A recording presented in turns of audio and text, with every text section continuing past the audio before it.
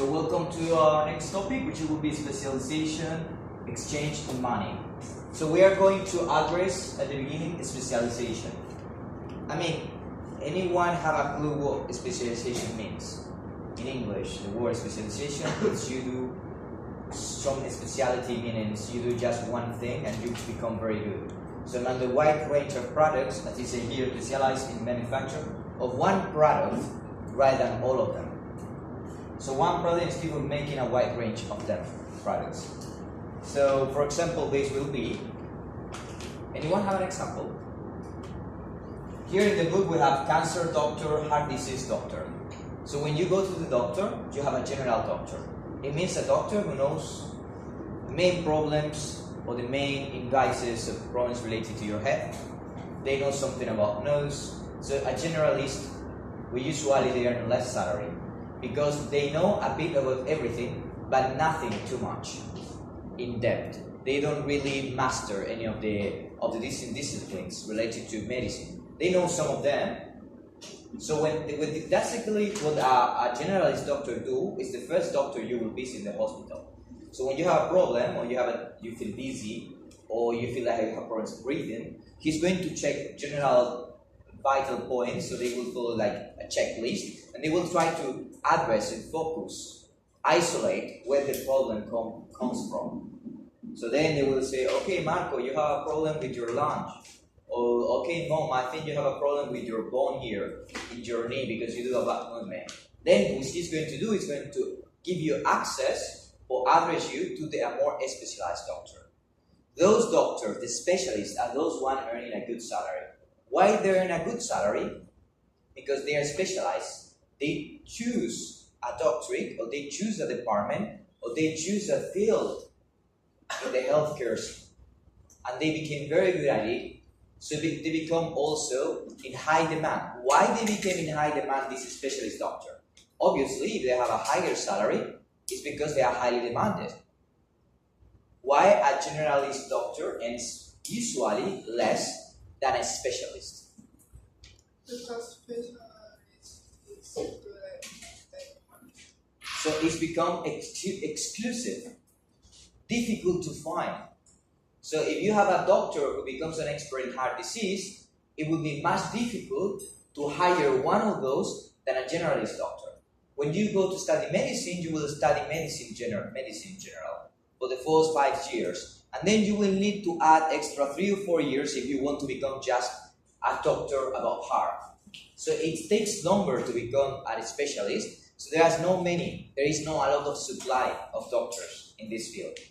So because of that, they are highly regarded and they're highly demanded. And there is higher demand than supply. So it's going to increase. While when we go to a generalist doctor, he will take care of all different disciplines, and it's easier to become a generalist doctor because you don't have to be specialized or be very good at one single field. So this is the same with companies. They are going to try to choose one field and becomes very good. This is in economy, which is a niche strategy. When you have a market, for example, phones or cars, let's go cars. You have every different kind of cars. You have trucks, you have sporty cars, you have 4x4 cars. Then one company is going to choose one kind of cars and they're going to become big. For example, Ferrari. Why Ferrari is so expensive? Because the technology they use is quite exclusive, and the product, their cars are just a few of them. They don't produce in mass. They produce a few of them, a limited series of them, and usually what they do is that it's a sporty cars that they produce. Ferrari doesn't do any kind of cars. They do a very specific field they follow. Anyone knows any other example? Can give me any among you an example of a different field or company who specializes in something? Sorry? Office. Coffee. Which coffee is not a specialization. It will be a coffee house or a cafeteria. If you go to cafeteria And in cafeteria, they just serve Irish coffee. Irish coffee. You know Irish coffee? Yeah, see, there is not much Irish coffee here. You can make a business in Thailand about Irish coffee. Irish coffee is a kind of coffee with liquor, has a bit of alcohol. I've never seen this in Thailand. In Spain, it's popular. We have many different kinds of coffees, but they put alcohol in them. So a bit of coffee with this kind of milk, condensed milk with coffee, a bit of honey, and then cognac, or coffee with whiskey. All of them, they have different names. So maybe you can create a brand and you can become good at making just one kind of coffee. And then you can charge a very nice fee for it because you become specialized on it. We're talking Irish coffee, which it has foam on the top, it has like condensed milk. I think it includes whiskey as well, I'm not sure. But it's very delicious. So they will be maybe this kind of coffees if you do this. What else could be around you guys? For example, in the field of education, you have generalist universities. Universities where you can study philosophy, you can study languages, you can study science, and you find all of it. Then there is business schools. Business schools came popular when they just brought apart from the mainstream of education. So they used to be part of the mainstream centers, education centers, universities. And then they constitute themselves nowadays a school of business. When you go to school of business, right, you go to university to study business, you go to school of business because it's the only field they do. Usually you have experts in business, businessmen, entrepreneurs who became teachers or professors in these subjects. They charge a very nice fee for it. And those guys coming from business schools, usually they will be more successful than those guys who study business in a generalist school. So if you go to a normal university where they study philosophy, science, letter, yeah, they offer also economy, but they are not a specialist on it because they do everything. But when you have just one school, all the resources, all the professionals, all the staff working on it, they work in the same field and they try to become better. So there is an efficiency and better use of resources, just one aim. So that will be a specialization of an activity.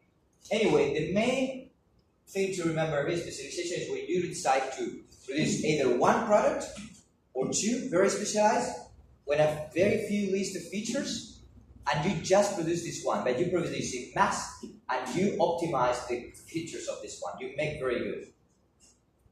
Let me think of an example. Rather than offer just a wide range of them. For example, here in Thailand, let's take tourism. Okay? So the main companies in Thailand make tourism, they make everything. They take you to elephants, then they take you to the waterfall. From the waterfall, they take you to the tribes on the mountains. So then there is one company which is going to make one just single kind of tourism. It's going to specialize just for one market, which is going to be Russians in Thailand. They don't do English, they don't do French, they don't do English. Just they specialize in Russian, and they offer the kind of products they can like to Russians. So they can charge an extra fee. Why? Because it's the only company which is specialized in Russian market. If I'm a Russian person and I come to Thailand, I have all tourist companies. They offer in Chinese, in English. Most part of them is English. So I'm gonna look for the one which is offering me tours in Russian. So because it's the only company, this company say, okay, I can charge you an extra fee. They're gonna make more money with every single company because exclusivity.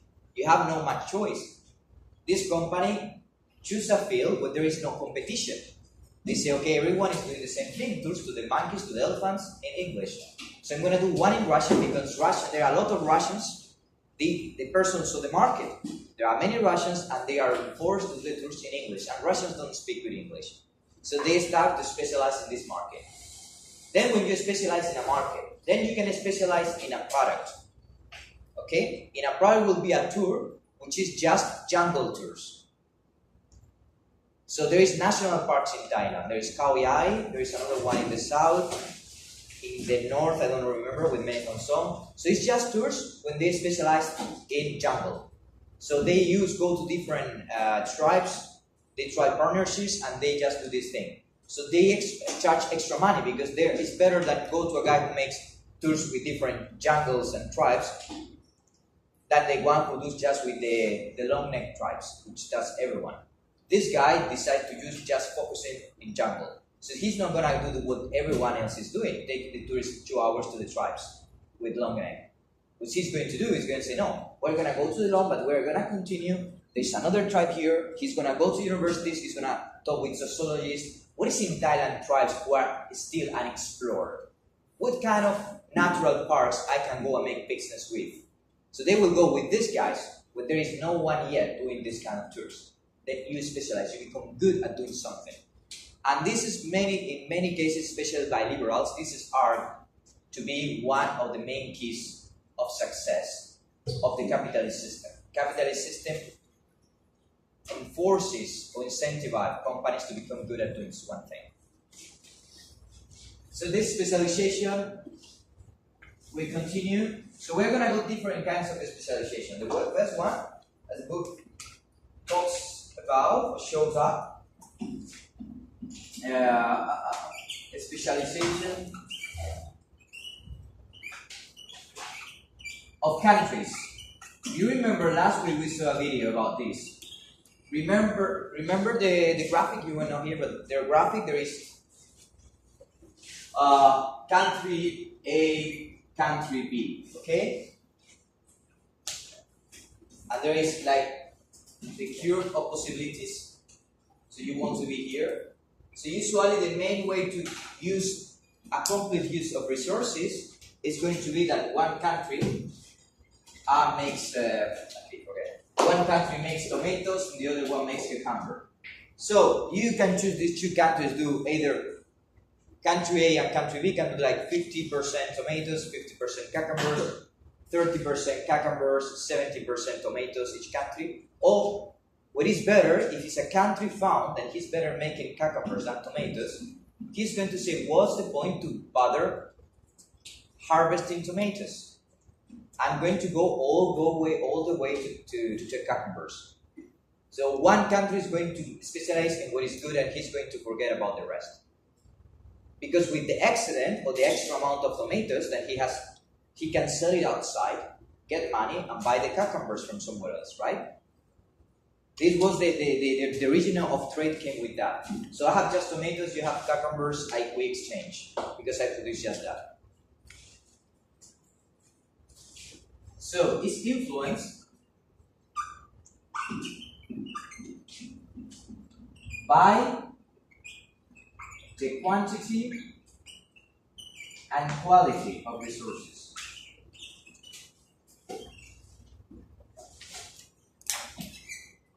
Of the country's resources.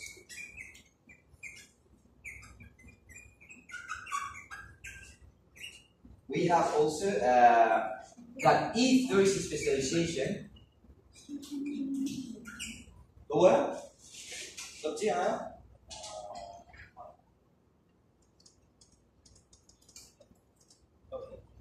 So if there is a specialization, it's going to result in an increase in the output, higher production.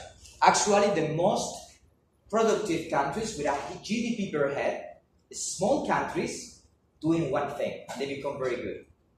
But it's not exempt of risks. We will see that you can become specialized in something, but many companies, they say, hey, we cannot rely exclusively on petrol. We cannot rely, as Macau, exclusively rely on betting, in gambling. We cannot rely on gambling. Or Dubai also with the petrol. This is a problem mostly in countries, Middle East, which are specialized in petrol. But they are changing. They are trying to invest in other industries. So if there is a specialization, we are going to have an increase of output. This is production, more products. So if there is an increase of output per person, it means the person is productive. Usually it becomes higher GDP per head. Higher GDP per head, it means you can pay more to the worker because he's good. He makes a lot in 1 hour. So you can pay a higher salary. So people is going to have higher living standards. That's if we assume that the government is not corrupt and the economy is transparent and we're in a free economy where there are no any kind of issue or filters to the economy applied. So we have an increase in the output, which is resolved logically, at least in a theoretic model, in an increase of living standards. That's going to resolve. So if there is specialization, there is an increase of output. Okay, maybe a few products, one or two. But because you are good at it, you can export these products because you are good at producing. Usually you're going to produce a lower cost of production, cheaper and good quality. You're a specialist, and then other countries will buy you your stuff because they don't produce them. They are not good at it. They need you. So then you can exchange goods with other countries. Why? Because the excedent, anyone know what's the excedent? The excedent is the extra amount produced which is not consumed in the country. Okay? So if we country have 200 people and we need 200 t-shirts, and our country is specialized in white t-shirts made of cotton. Okay? Just that, like Egypt used to do. Just cotton. But the industry is very good. Right? You don't want to produce just 200. You want to produce a big amount, which every person produces a lot, and the price is cheaper. But what are you going to do with the rest? So 200 will be sold at home, and the excedent will be sold outside by trade, with other countries. So the excedent is exported. And actually, that's the origin. I mean, do you imagine a country who has to make everything? It's difficult to find in real life. Take the example of Thailand. Thailand is good in tourism, and they specialize in tourism. All business, look in Chiang Mai. If you want to find a job in Chiang Mai, what is the thing which is giving you money? Tourism. Everyone works in a hotel. If you are a girl and you speak English, guy, and you want an easy job, which is okay paid, you make tourism. The other jobs as government jobs. Usually it's paid in taxes, and paid by the whole population, it's the government. But if you live in the private sector, you want to work, this one which is more competitive, and when there is more things going on, and much more chances and opportunities to grow up, is investment in tourism. Because you have good weather, Thailand is well visited for the whole world, it's well known, and it's very difficult to beat Thailand in tourism. It's difficult to find a job at a place like Thailand, which is located in the Southeast Asia, has a tropical weather, you have a lot of elephants, a lot of culture, and the food is very cheap, it's very nice, the culture, it's a safe country. So this makes very unique country, so they specialize. We are good at this. Why we're going to bother to produce computers when we have Taiwan next to us who makes everything, and we are not good at it, and we have no specialized people, we don't have human capital, we don't have investors, we don't have experience. So let's do what we can do well, which is tourism. Then I say, well, but if we do just tourism, what about phones? I think we don't need to build phones. We just buy the phones from Korea. And what about the cars? We don't need cars. We buy the cars from Japan. But we need like fridges and everything to work. We don't need, we just get it from Germany. So every country made what they are good at it. So then I sold the excedent, which is not sold to the Thai people. The rest is sold to the foreigners. And with the money we get the things that come from another country who are good at it. But this promotes competition between countries. Okay? In math video, you have to be good at it. So a specialization of countries, that means is influenced by the quantity and quality. We put examples of in tourism for Thailand. Do you have any other example of resources in a country that comes to your mind? That this country, like something like this country is good at it, and the main part of GDP, of 50% of the GDP, of the production, of the welfare of this country comes from this single business.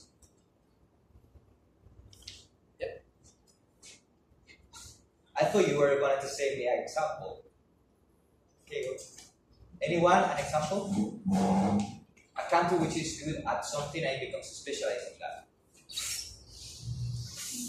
It doesn't have to be a country, it could be a region in the world. Silicon Valley, petrol, which country? Where? Saudi Arabia. But now they are changing their attitude towards the petrol industry. Now they are trying to invest in different kind of business. Saudi Arabia realized that they cannot fully depend or rely on petrol because it's a resource that the quantity is not unlimited. It's limited. So at some point they cannot rely anymore in petrol, and then their life quality will go down. So they are saying we have to do something. So they are trying to diversify, put the money on different businesses, which in the long run will create wealth in the country. So they can slowly go or pass from a country who relies 100% in petrol to just leave the petrol behind and move to different fields, like health machines, bioscience, for example, as well, or genetic science in different countries, or renewable energies. This is the case of Norway, which has very high resources of petrol, but what they are doing is they are investing the money. You know, one of the main owners of YouTube is Norway government. Guys, Norway has, I don't know which percentage in the stock market. They have a huge part of YouTube belongs to Norway's government. Because with the money of the petrol, they use it in all the different business to survive in the long run. And they didn't spend the money lavishly in business. What she wants. Okay? So, other kind. We have petrol company, petrodollars, subsidized countries, as Saudi Arabia. Countries who rely on tourism exclusively almost. Thailand will be one. Spain could be one of them. It relies highly in tourism, doesn't have any, used to have other kind of business like agriculture, but agriculture doesn't play a very important role, at least nominally, in the GDP. What it reaps money in Spain is tourism. Other countries who are more specialized in mechanic industry, as used to be Germany. But sooner or later, they realize they cannot fully also rely on one sector. They can become very good, but they have to have investors' view in the future. So that will be, there is risk. But risk means like disadvantages, bad thing. A problem could be if you are specialized in one product or one service. And the problem is this one. Let's imagine you are specialized in tourism, okay? Let's take Italy. Italy used to be very good for, and it still is, right? But what is happening now with Italy is he has to compete with other countries. Now tourists don't go to Italy because it's very expensive. So why we go to Italy? Guys, do you want to play you up? Yeah? So, we're in Italy and you are specialized, but you have no other different kind of sector. Money, you make money. This is a theoretical model. So what happens is the following. Other countries become better off. The economy goes better off, it's working, it's quite safe, there is a lot of corruption. So now Italy the guys say, why to go to Italy, which is quite expensive, when we have Turkey, we have Croatia, we have Spain, we have Portugal. All of a sudden, Italy starts to lose money from tourism, and this tourism there is a diversion of this tourism to different countries. So all these tourists, they lose like 50% of tourism going to different spots in the Mediterranean Sea. So you cannot rely because you have competition, and also if you rely on natural resources, what happens if you run out of gold or mines in the central part of Australia? There is a scarcity of, they used to make a lot of money working in mines in Australia, not anymore, it's declining because the mines are running out of metals. So the risk is, if you have nothing else in the country, it can lead you to a crisis, a recession in the economy. Many people losing jobs, for example, because they are not needed anywhere else, and they cannot work in some other industry because it's not quite developed. So the race is like no diversification is a risk. This is relates to how when you invest money in the stock market. Hey, don't put all the eggs in the same basket. Try to diversify your eggs. Put some eggs in this basket A, basket B, basket C, basket D. So if basket A company goes down, like the technology industry, what I seriously adopted, but let's say, I don't know, electric or petroleum market goes down, you all still have other money in different markets who can make you earn money. So you have to put not all the money, all the eggs in the same basket. This is the same for some economies. You become good at some economy, at some sector, which is highly demanded, but you also project the future. And you see that this market, maybe you may run out of resources, or you see no future for this market you are set. Then slowly you have to switch your specialization, or keep in this market, but also try to invest in different markets, or create new industries. So let's say if demand goes down,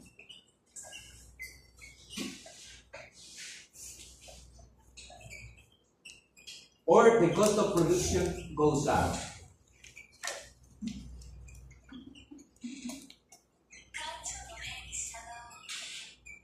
Okay?